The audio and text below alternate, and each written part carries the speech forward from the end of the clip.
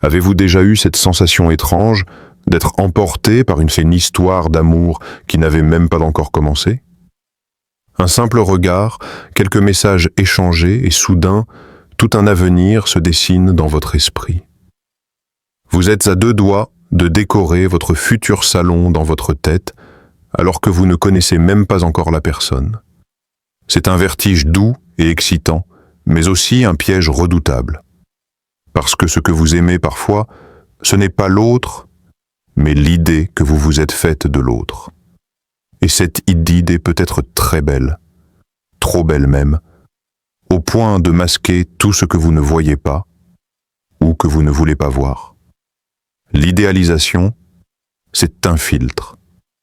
Vous regardez à travers lui et tout semble lumineux, harmonieux, prometteur. Mais ce filtre, c'est vous qui l'avez posé. L'autre n'a rien demandé, il ou elle devient malgré lui un personnage dans un film qui n'existe que dans votre esprit.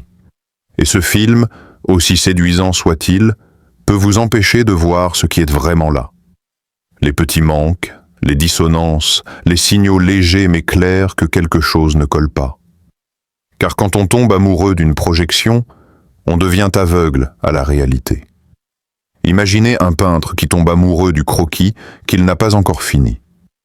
Il voit déjà la toile complète, il l'idéalise, il est ému, mais ce n'est qu'une esquisse.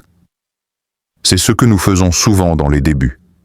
On colore à l'avance, on amplifie, on enjolive. Mais l'amour réel ne commence pas dans l'imaginaire. Il commence les yeux ouverts. Et souvent, ces yeux-là mettent du temps à s'ouvrir. Parfois, on pense qu'on aime profondément, alors qu'on est juste en manque d'intensité. On est affamé d'émotions, alors on s'emballe au moindre frisson. Mais l'intensité ne garantit pas la profondeur. Elle peut même cacher un vide. Et dans ce vide, beaucoup de gens s'y jettent en croyant trouver l'amour, alors qu'ils trouvent juste un miroir de leurs propres besoins. Le danger, c'est que plus on projette, plus on attend. Et plus on attend, plus on est déçu. Parce qu'aucun être humain réel ne peut incarner une illusion. J'ai connu un homme, appelons-le Daniel, qui était persuadé d'avoir trouvé la femme de sa vie au bout de 3 semaines. Il l'a trouvée parfaite. Chaque chose qu'elle disait confirmait ce qu'il espérait. Il n'écoutait pas vraiment ce qu'elle exprimait. Il entendait ce qu'il voulait. Et puis un jour, elle lui a dit « Je crois que tu es amoureux de l'idée que tu te fais de moi. » Il n'a rien compris sur le moment. Il s'est vexé. Mais quelques mois plus tard, quand tout s'est effondré, il a compris. Il n'avait jamais aimé la vraie elle. Il avait aimé le rôle qu'il voulait qu'elle joue. Ce n'est pas un drame d'avoir des rêves. Mais construire un lien sur une image mentale, c'est comme bâtir une maison sur des nuages. Vous pouvez y croire, même y habiter un instant. Mais un jour ou l'autre, tout s'effondre. Et souvent, ce jour-là, on se demande « Comment j'ai pu me tromper autant ?» La réponse est simple. On ne voyait pas. On imaginait. Alors, avant de t'emballer, de tout donner, de croire que l'histoire est déjà écrite, respire. Regarde, écoute, observe, sans projeter. Parce que l'amour véritable ne commence pas dans un film. Il commence dans la lente reconnaissance de ce qui est. Rien de plus, rien de moins. Il y a quelque chose de presque instinctif, animal, dans cette envie de se livrer totalement dès qu'on sent une alchimie avec quelqu'un.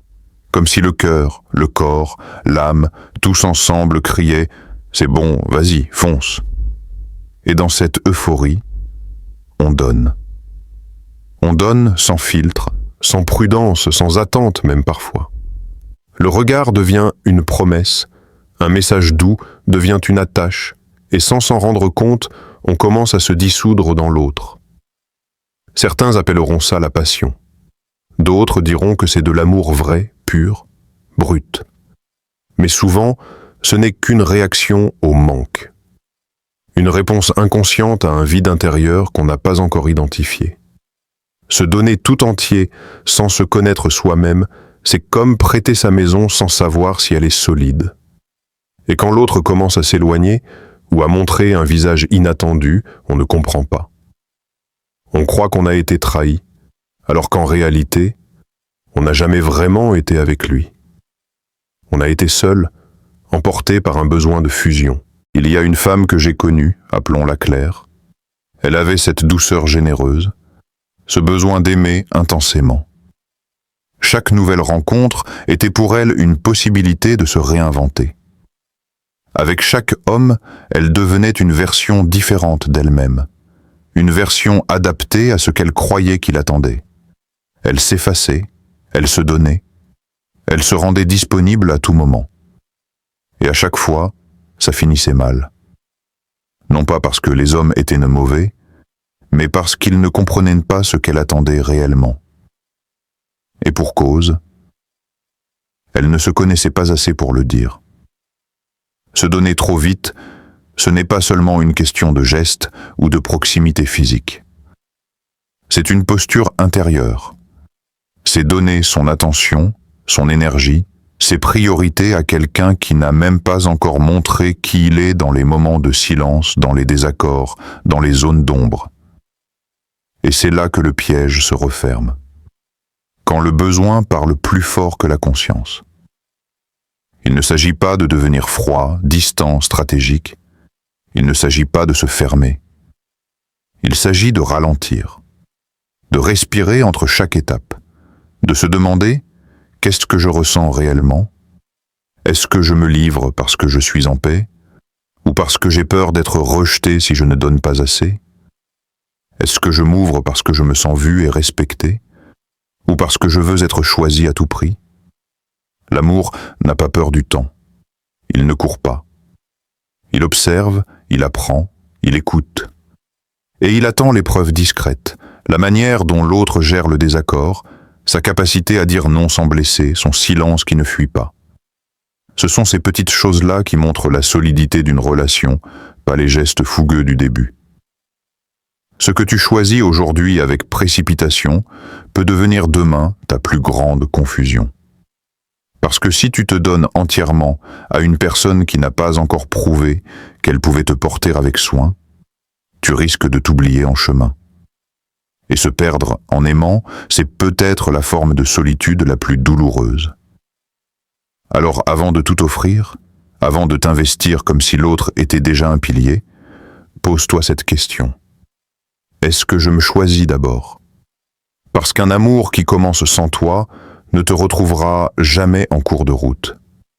Il y a cette chaleur qui s'installe quand quelqu'un s'intéresse à toi. Pas forcément de l'amour, pas forcément de l'engagement, mais une attention constante qui donne l'impression d'être vu, reconnu, presque désiré. Des messages quotidiens, des appels improvisés, des mots doux, des regards insistants, de petites promesses glissées au détour d'une conversation. Et sans même t'en apercevoir, tu commences à croire que c'est ça l'amour.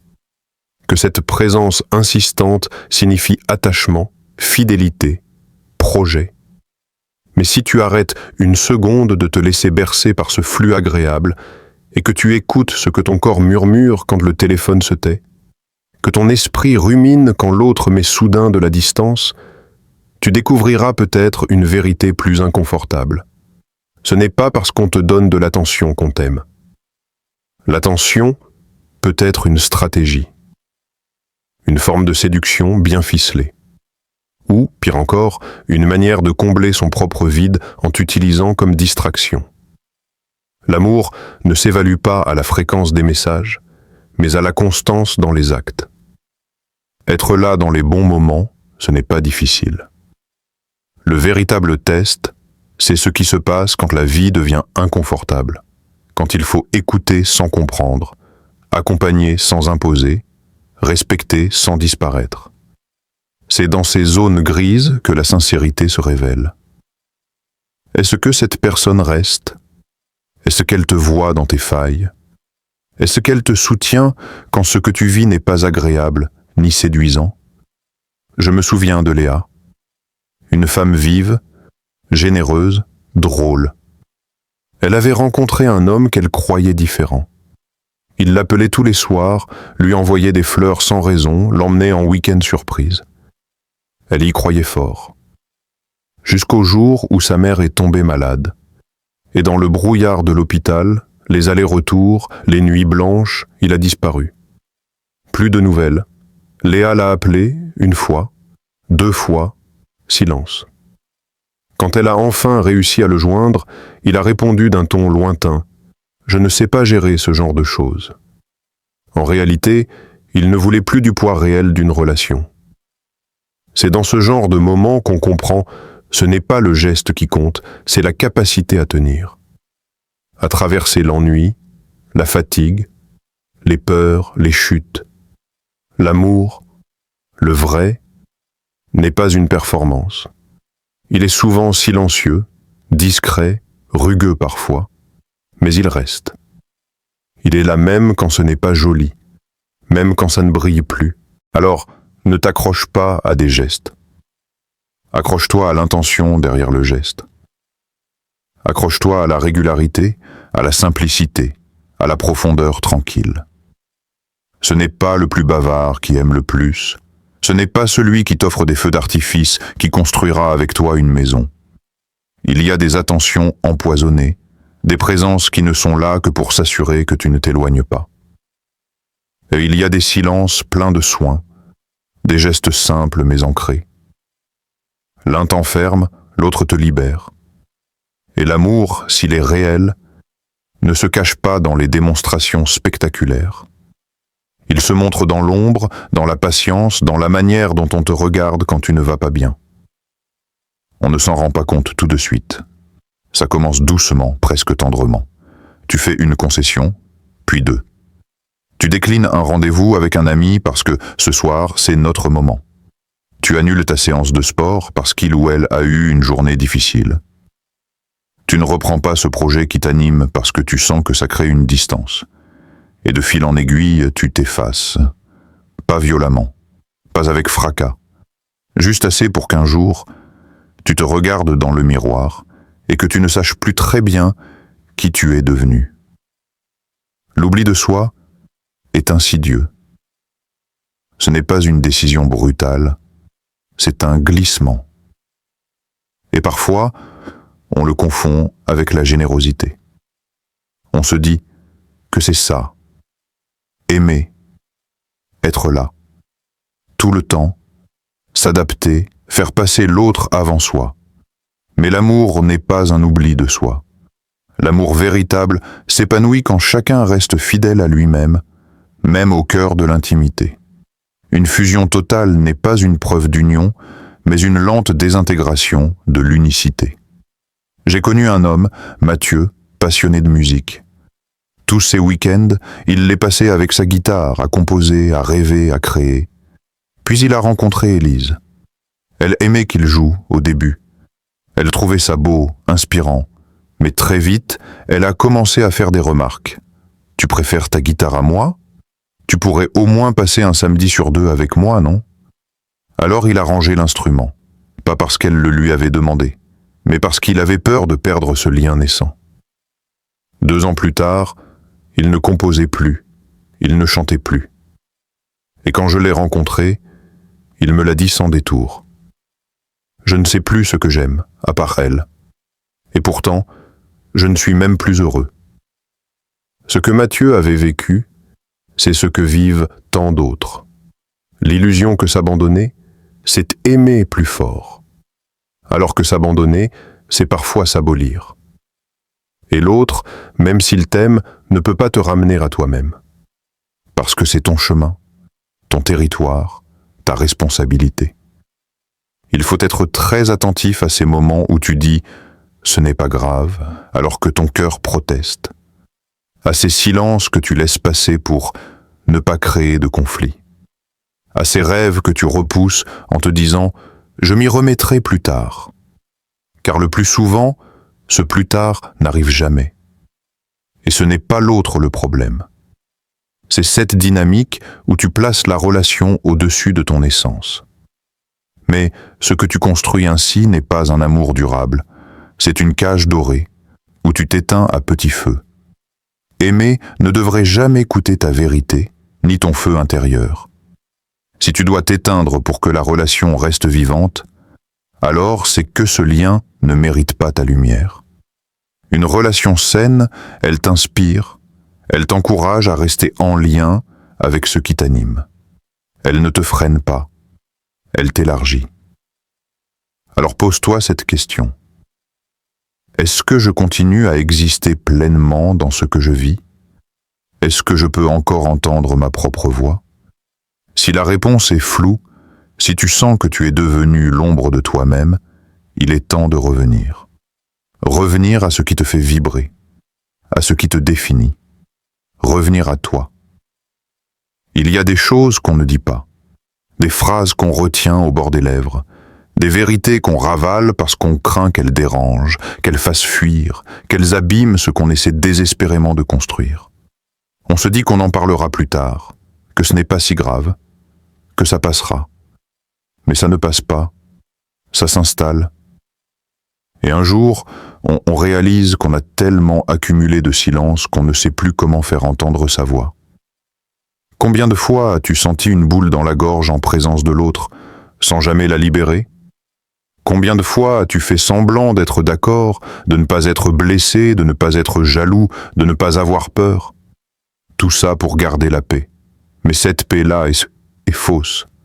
Elle est construite sur la peur, sur la retenue, sur l'oubli de ton propre besoin de vérité. Et chaque fois que tu t'effaces ainsi, tu creuses un peu plus le fossé entre ce que tu vis et ce que tu montres. Je me rappelle une femme, Nora, discrète, souriante, douce. Elle avait appris très tôt que pour être aimée, il fallait plaire, ne pas contrarier, être facile à vivre. Dans ses relations, elle ne se plaignait jamais, même quand quelque chose la rongeait, même quand l'autre la blessait sans s'en rendre compte. Elle disait « Ce n'est pas grave, il faut juste être patiente ». Et pendant des années, elle a tout contenu. Jusqu'au jour où, dans un silence plus lourd que les autres, elle a éclaté en sanglots sans pouvoir s'arrêter. Elle avait oublié comment s'exprimer. Et son compagnon, désemparé, lui a dit « Pourquoi tu ne m'as jamais rien dit ?» Mais comment dire ce qu'on a étouffé pendant si longtemps? Par où commencer? Voilà pourquoi il faut oser dès le début. Oser dire ce qui te blesse, ce qui t'inquiète, ce que tu espères, non pas pour accuser, mais pour exister. La sincérité n'est pas un caprice. C'est un besoin vital. Une relation sans parole est une relation sans racines. Il y a cette idée fausse que le bon amour, le vrai, le grand se passe de mots, que quand c'est réel, tout se comprend dans les gestes, dans les regards. Mais c'est faux. Même les gestes les plus tendres ne remplacent pas une parole libératrice. Dire ce que tu ressens ne gâche pas la relation. Ce qui la gâche, c'est de se taire jusqu'à exploser. Ce qui la tue, c'est le non-dit qui devient reproche silencieux, puis amertume. Alors parle, pas pour imposer, pas pour blesser, mais pour t'honorer, pour dire « Je suis là, moi aussi j'ai des besoins, des limites, des fragilités ». Celui qui t'aime vraiment ne fuira pas. Il écoutera. Peut-être maladroitement, peut-être avec retard, mais il entendra. Et s'il ne le fait pas, alors c'est une réponse en soi. Une réponse que tu dois avoir le courage d'accueillir. Tu ne peux pas bâtir quelque chose de vrai en marchant sur tes propres mots. Tu ne peux pas aimer pleinement si tu dois te censurer pour rester acceptable. L'amour ne demande pas que tu sois parfait. Il demande que tu sois vrai. Et si tu veux un amour durable, commence comme ça. Commence par toi, par ta voix, par ton rythme, par ton courage de dire ce que tu ressens, même si ça tremble, même si c'est maladroit. C'est là, dans cette vulnérabilité partagée, que naît un lien qui peut durer. Merci d'avoir tenu jusque-là. Merci d'avoir écouté chaque mot, chaque histoire, chaque vérité. Si tu es resté, ce n'est pas par hasard. C'est peut-être parce qu'en toi, il y a ce désir profond de ne plus aimer à moitié, de ne plus t'oublier en route, de ne plus faire semblant. Et si c'est le cas, alors tu es déjà en train de changer quelque chose. Ce n'est pas une transformation immédiate. C'est une prise de conscience, un mouvement intérieur, une graine. Et cette graine, si tu la cultives, peut devenir un amour qui ne te consume pas, mais qui t'élève, qui ne te diminue pas, mais qui t'agrandit. Un amour vrai, un amour durable,